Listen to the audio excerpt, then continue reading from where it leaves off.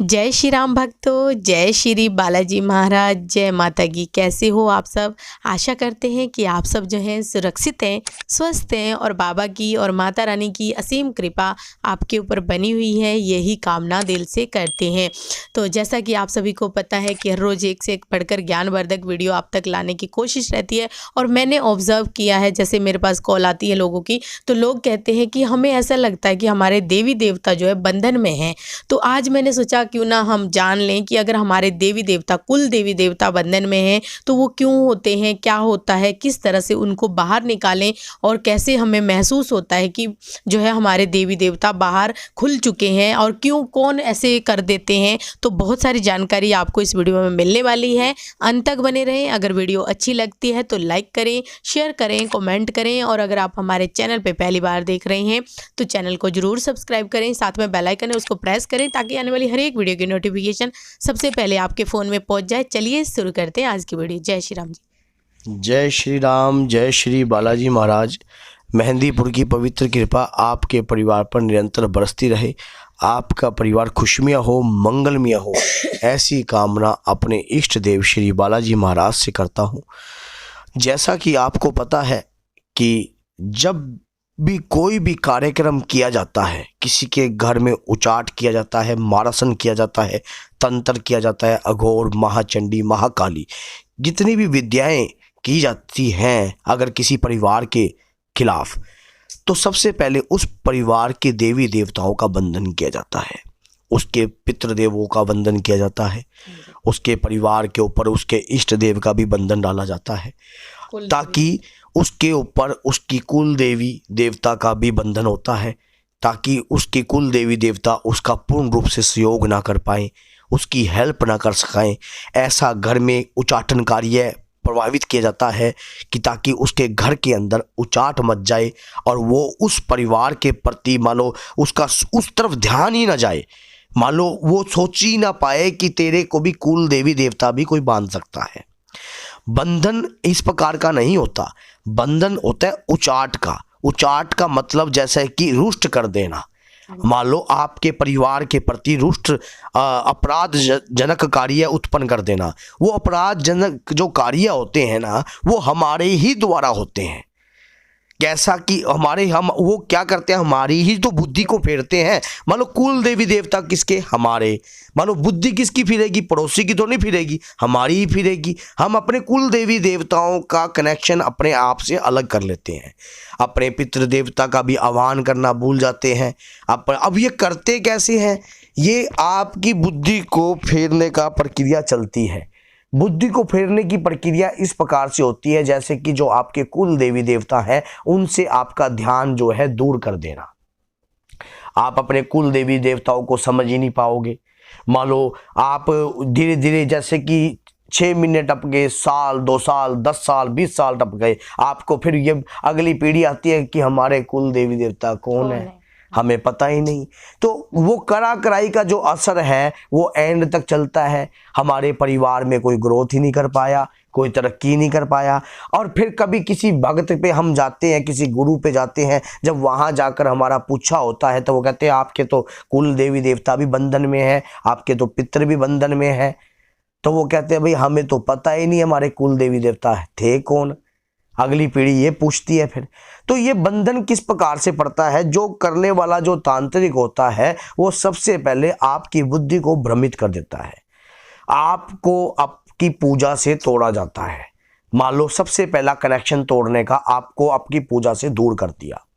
आपके कुल देवी देवताओं के प्रति मान लो अगर आप अपनी कुल देवी को कंटिन्यू हर अष्टमी पे, हर चौदस पे मान लो भेंट देते थे, कोई आप उपहार देते हो या कोई याद करते हो या कढ़ाई लगाते हो या प्रसाद लगाते हो या दीप लगाते हो उनके नाम का, तो अचानक ही या धोख मारते हो तो वो अचानक ही आपका कार्य आपने बंद कर दिया।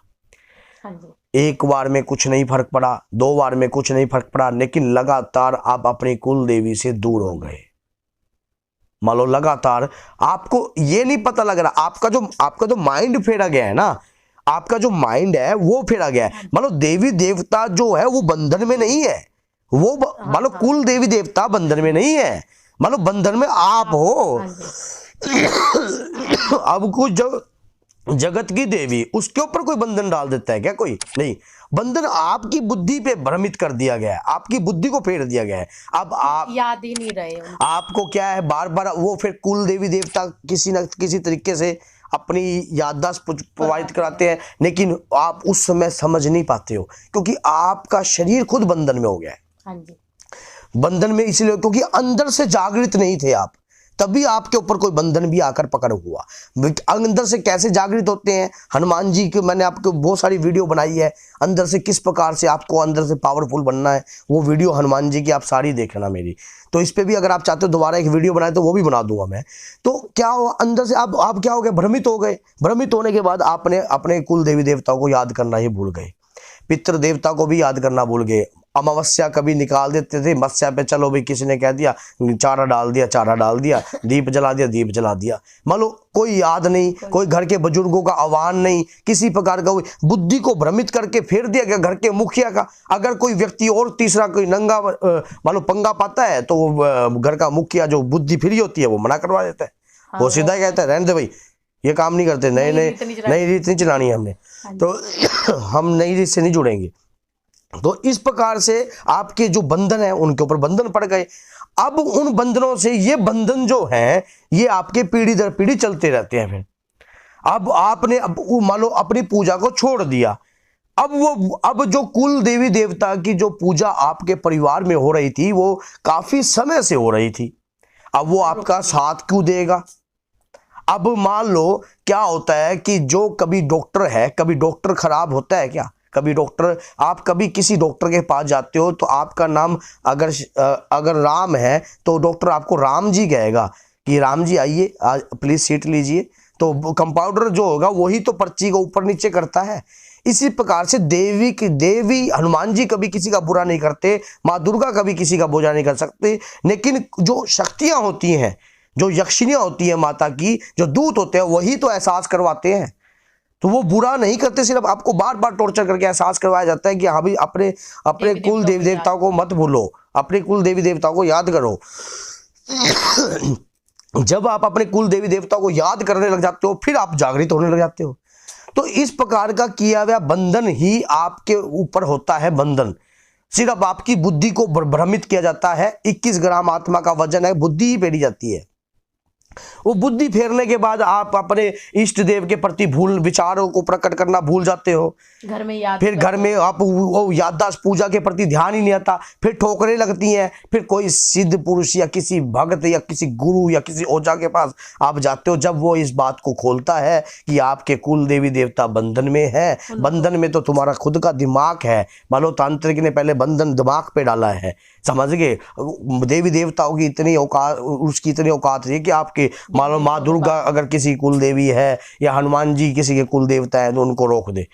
वो ब्रह्मांड की शक्ति नहीं रुकती किसी के, वो एकदम शरीर के ब्लड के अंदर भी तो हनुमान जी ही है, मंगल का कारक ग्रह है। तो उसी हिसाब से आप सोच चुके देखो वो शक्ति कहाँ रुकने वाली है। लेकिन वो जब तक अंदर से जागृत नहीं होगी तब तक मतलब हमारे श्रद्धा है उसको खत्म किया जाता है। हाँ, अंदर से आके भावनाओं को खत्म किया जाता है। अंदर से भगवान के आपके देवताओं के प्रति जो भाव है उनके अंदर मिट्टी पलीत की जाती है, ताकि आप उनको भूल जाओ। आप उनको याद करना बंद कर दोगे फिर वो क्या होगा, आपके परिवार के ऊपर वो चीज जितनी वही चीज हैवी रहेगी। क्योंकि बंधन जब भेजा जाता है किसी आत्माओं को भेजा जाएगा, अब वो भेजा जाएगा। अब पता है कि ये अगर हनुमान जी की पूजा करेगा या अपनी कुल देवी देवताओं को मनाएगा तो वो हमारे को घर में नहीं रहने देंगी, वो हमारे को प्रवेश नहीं करनी देगी। अगर इसका कोई पितर भी सॉलिड है वो भी घर में हमें नहीं रहने देगा। तो पहले इनका कनेक्शन वहीं से तोड़ा गया। वो कनेक्शन टूटने के बाद फिर उसके बाद उसी को आर्ट कहते हैं, उसी को बंधन कहते हैं। लैंग्वेज का फर्क पड़ जाता है कि तेरे पितर बांध दिए तेरे मान लो कुल देवी देवता बांध दिए, तो बंधन डाला जाता है, बंधन का उचाट क्रिया की जाती है, मतलब उनकी याद भुला देते हैं। तो आपकी सिमरन शक्ति जो है आपको फिर आप वहां जाते हो। अगर ऐसी स्थिति आपके साथ हो रही है, अगर आप चाहते हो कि ऐसा काम ना हो, अगर ऐसा काम ना हो तो कंटिन्यू अपने कुल देवी देवता और अपने पितृदेव और अपने इष्ट देव को कभी मत भूलो। हाँ जी, याद रखें उनको। कितनी भी परिस्थितियां खराब हो जाएं, कई बार जेब निचोड़ने के तक का काम हो जाए, मान लो जेब में, क्योंकि जो कोई व्यक्ति कोई भी काम या कोई भी चीज भेजता है तो वो टारगेट पे भेजता है उस परिवार को बर्बाद करने के लिए। तब वो परिवार बर्बाद होने में सबसे पहले जो अटैक होता है वो धन लक्ष्मी पे होता है, मान लो जेब का। अब वो आदमी को मान लो सोचता है कि हमने अपने कुल देवी पे भी जाना है या कुछ भी करना है, जब नोट लगते हैं कुछ लगे, चाहे परिवार का एक व्यक्ति कंटिन्यू जुड़ा रहे। मान लो आप अपनी कुल देवी की अगर जोत भी घर में जल रही है तो उसको बंद नहीं होने देनी है। हाँ जी।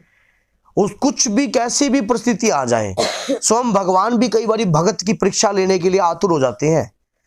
स्वयं भगवान भी देखने लग जाते हैं कि भक्त इतनी ज्यादा भक्ति कर रहा है तो इसकी परीक्षा मेरे को लेनी पड़ेगी, कहीं ये पता नहीं क्या से क्या मांग ले। तो इसलिए पता है क्या है, वो परीक्षाएं, जो अगर परीक्षाएं में सफल हो जाता है आदमी तो बहुत काफी ऊपर तक जाता है। वो शुरू की परीक्षाएं होती हैं ये। तो इस प्रकार का अगर बंधन पड़ रहा है तो आपने अपनी कुल, जैसे आपके घर में विवाह होता है, विवाह कार्य होते हैं, तो कुल देवी देवताओं को मत भूलो, अपने पितृ देवताओं को मत भूलो।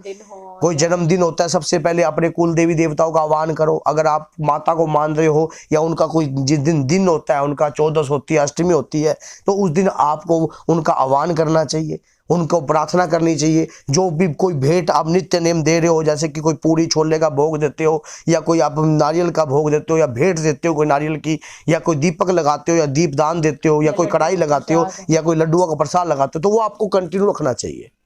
आदत आपने ही इस प्रकार से डाली है, कंटिन्यू परंपरा अगर चलती आ रही है तो उसको खत्म नहीं होने देना है। कुछ लोग रोट भी बनाते हैं, अगर कोई रोट लगाता है, रोट का भोग लगाता है, तो वो अपनी कुल देवी देवताओं को मना के रखो। घर में किसी भी प्रकार की कोई चीज का प्रवेश होना ही नहीं पाएगा, क्योंकि वो सबसे पहले आपकी बुद्धि को ही पकड़ते हैं और बुद्धि उसकी पकड़ी जाती है जो सबसे ज्यादा कमजोर होती है, जिसकी आस्था भगवान के प्रति मजबूत नहीं होती है। अगर आपकी आस्था मजबूत होएगी ना तो बुद्धि वो चीज पकड़ने की कोशिश करेगी, लेकिन कहेगी ओहो ये तो अंदर से बहुत मजबूत है, मैं इसमें प्रवेश नहीं करूंगी। चीज सोचती है जब किसी के शरीर में प्रवेश कर रही है, ओहो ये तो अंदर से ताकतवर है, ये तो अंदर से मजबूत है, अपने इष्ट के प्रति मजबूत है, अपने देवता के प्रति मजबूत है, ये मुझे अंदर स्थान नहीं दे सकता। और मैं बढ़ भी गई तो 2 मिनट के अंदर मुझे बाहर ही निकलना पड़ेगा, क्योंकि मुझे घोट देगा पूजा कर करके। तो ये मैंने कुछ बताई है आपको। अच्छा, आपको वीडियो बहुत अच्छी लगी, अपने तक मत रखना, इस वीडियो को अधिक से अधिक शेयर कीजिए ताकि अधिक से अधिक धर्म का प्रचार हो सके। और जो लोगों के प्रति मान लो वो अपन भूलते जा रहे हैं अपने कुल देवी देवता और पितृ देवताओं को, वो कभी ना भूल पाए। तो बोलिए जय माता की, जय श्री राम, जय श्री बालाजी महाराज। मेहंदीपुर की पवित्र कृपा आपके परिवार के ऊपर निरंतर बरसती रहे। चौदस की भी शुभकामनाएं। जय सीताराम।